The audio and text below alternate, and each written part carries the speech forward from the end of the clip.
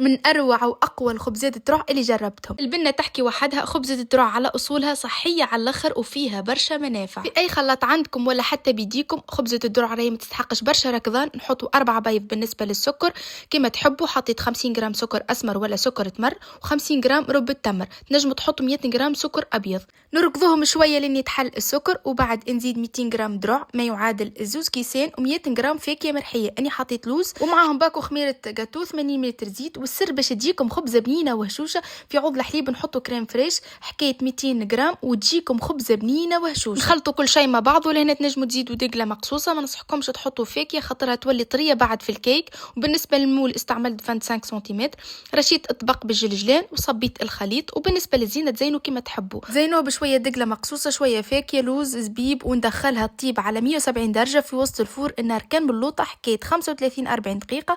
نخرجوها من الفور ونزينها بشويه عسل، وتجيكم ابن خبزه دروع ياسر بنينه. جربوها وتفكروني بنا غير عاديه.